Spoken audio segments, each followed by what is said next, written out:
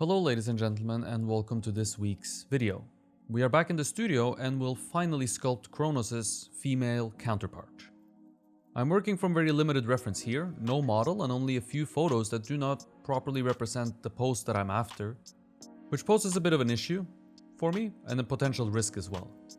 So in order to mitigate all of that and to control this whole thing as best as I can, I will be taking my time on the basics and getting everything set up really well. If I do the beginning well and set the gesture, height, proportions, and structure up right, I will be able to work much more freely later on. The lack of a model in an accurate pose and really good accurate reference will become less of an issue if my setup is done well. So let's get to it. So without perfect reference, because no one can assume the pose that I want anyways, I have to be careful at the beginning, perhaps even more methodical than usual. This will hopefully give me a structurally sound foundation that I can layer the anatomical information on top of. So, as always, we start with the box and the egg. The width of the box determines the scale of the figure. Wider box means a taller figure, because the height-width relationship must relate well to each other. However, if you watch the armature making video, you will know that I have some points on Kronos that I want the female figure to fit within. So it's not so simple this time around, because the width of the pelvis determines the height, but needs to be the correct width, so it determines the height that I'm after. Luckily it's not a huge issue, as I have the smaller 2.0 maquette to measure from. The width of the pelvis on the female figure is around half the width of Kronos' pelvis. Still, the proportions of my 2.0 maquette are not perfect, but I need a place to start in order to make this thing, and so a pelvic width half that of Kronos seems like a place as any to start, at least. You'll see me draw the center line of the pelvis right away. This is important to keep things under control. Knowing the center and keeping symmetry as we progress is going to help make life a lot easier. It's much harder to find symmetry later when there's a lot of stuff covering up this easy to see rectangular box. I find the bottom of the box, or the crotch, if you want to be a little crude, by measuring a triangle from each corner of the box down to the center line. This triangle should match the triangle formed between the ace's points and the crotch on your model. Then you simply transfer this over to your sculpture. It's not a vital measurement, but it helps a little, and why not find another landmark which narrows the visual discrepancy between sculpture and model. And conveniently enough, the bottom of the crotch lines up with the great trochanter, which is visible on the contour. So we're already beginning to bring in some information that will connect the internals of our sculpture to the contour. I had a little too much armature for Kronos' arm, both arms actually. Once I know where the female figure needs to sit in space, I can cut some of this down a little bit. I like my arm armatures at this scale to reach into the palm of the hand. The rest of the hand, fingers and all that, will be able to support itself just with clay, without any armature inside. The main thing to clarify with the box and the egg is the scale between the two, the direction that the two are facing, and it's a good clay template to establish some heights on as well. The box and the egg is the pelvis and the ribcage, by the way. Box and egg are kind of memory shapes of those two big bony masses that will dictate so much of our sculpture's torso. And I have several much more in-depth videos dealing with the topic of the box and the egg, so just search for that on the channel if you're interested. So one thing we are looking for while establishing the box and the egg is the width relationship between the two. The two aces points are the widest corners of my box, but not the actual widest part of the pelvis. The box's width is set, so the widest point on the ribcage must relate to it like it does on my model. The widest point on the ribcage is around the 8th rib, and on my model, the width is about the same between the widest point on the egg and the widest point on the box.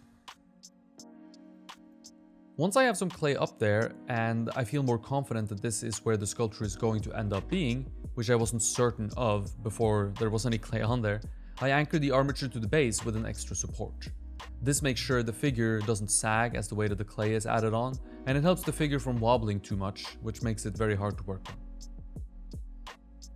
We are also looking to determine the direction that the two are facing, which is a big deal here as the pelvis and ribcage are twisted and not facing in the same direction. Most models won't be able to give me the twist that I'm after here, so I have to make it up.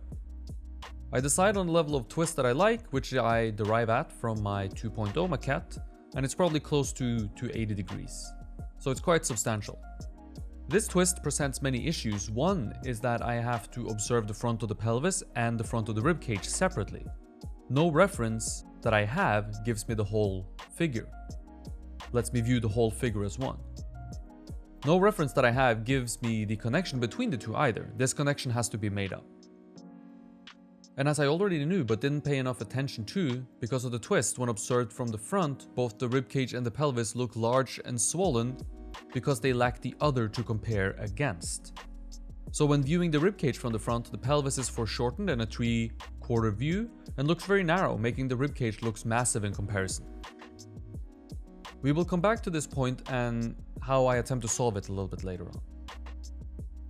Then we have heights. On the box and the egg I can establish my heights, at least all the heights of the torso, which I will later relate the length of the legs to as well, and the length of the arms as well. Width and height must be in proper relationship to each other, and I can use the width of the pelvis, which is my set width, and use comparative measurement to find some heights. For example, the width of the pelvis when flipped vertically takes me to the bottom of the sternum. The length of the sternum is about 3/4 the length of the width of the pelvis. When I know where the top of the ribcage is, or the pit of the neck, I can find the C7, which is the top of the ribcage in the back. It sits at an angle to the pit of the neck, a bit higher up. And this angle won't change no matter what the pose the model is in. So I simply transfer that angle from my reference over to my sculpture. How the major landmarks like pelvic points and pit of the neck lines up on top of each other matters less here, as the figure is not meant to be balanced. It's not a standing figure, so balance doesn't matter. I used my 2.0 maquette and lined up the major landmarks over each other in a similar fashion, and then I connect the pelvis and the ribcage with a center line. Remember to make sure the center line functions like a spring, not like a wet noodle. The center line also needs to travel in a straight line through the pelvis and through the ribcage, and it only bends in the small section between the two. Pay close attention to how clean I keep my clay. And it's not for the sake of making things smooth and making them look good for Instagram. That would be a waste of time, and then it's going to get covered up anyway by more clay. But I work clean so I can draw on the surface and tell the difference between a drawn mark and what is not a drawn mark. Messy clay texture tends to blur this distinction a bit from a distance, making life harder for us. And I draw a lot on the surface. Centerline and every major landmark is going to be drawn on the surface, and a lot of internal information as well, and I don't want to lose track of any of those. Working a little cleaner helps me keep things under control. It helps me visually read the sculpture better from a distance. So, with all this accomplished, I now have my structure, I have my gesture, and I have my proportions. I have a framework of the major heights, 2 major widths, and a center line representing my spine. I have everything I need right here. Everything coming after this needs to relate well to the proportions already established, so the length of the legs need to function with the length of the body, and this is pretty easy to accomplish. Same thing goes for the arms. All the internal information must function within the borders established for the pelvis and the ribcage. Widths, by the way, are very flexible, so I might move some of these around a bit. Heights are not flexible at all, so hopefully I've nailed those. The width of the box, however, is not the widest part of the pelvis, and this is one width that I won't change, the width of the box that is. Already while I'm building out these basic structures of my figure, I worry about the direction the contours will eventually travel in, and I try to send my clay in the direction these contours will eventually travel in. Contours never travel straight up and down the center of the figure. They sit at different places in space, belong to different forms, they have different directions. And setting this up now, even though it's not something I'm thinking a lot about or spending time trying to accurately represent, doing a little bit of it now narrows the visual discrepancy between my sculpture and my model without posing much risk of progressing the work too far ahead, so I go ahead and do it. There's only one spine, of course, so making sure I know where it is on the front and the back, and it being in the same place on my figure is important. This is easy to establish now because there's so little stuff on the surface. There's no anatomy or anything. I can draw the center line on one side and use my tool to transfer it over to the other side. When there is a neck and a lot of forms, this gets a lot trickier. Now it's nice and clean and easy to see. If I do it well now and pay attention and never lose track of my center line, I won't ever have to redo it.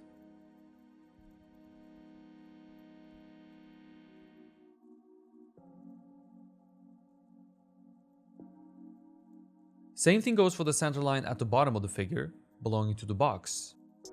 Now it's easy to see the tool and transfer the drawing since there are no legs in the way, for example, no buttocks. Everything is clean and easy to see. I also make sure I transfer the tilt of the box to the back so the tilt of the pelvis is the same on the front and the back. This is how I make sure my figure has solid structure.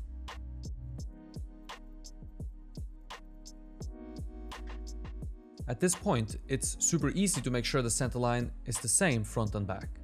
It's super easy to see that it functions correctly. Take your time and apply this knowledge carefully and then hold on to it. If we do so, we won't have to worry about the center line again and we will have solved a big structural consideration right off the rip.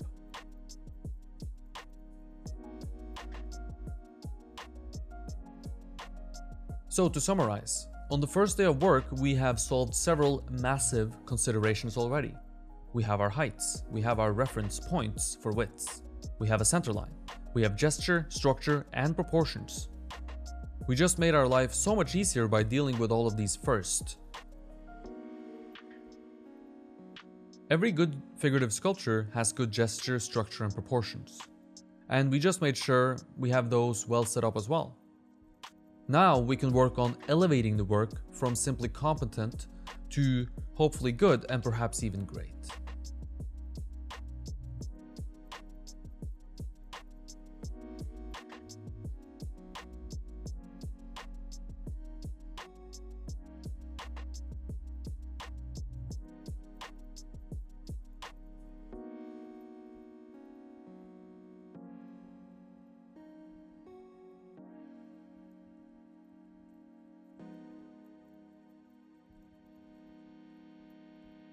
Thank you for watching. I hope you enjoyed the video.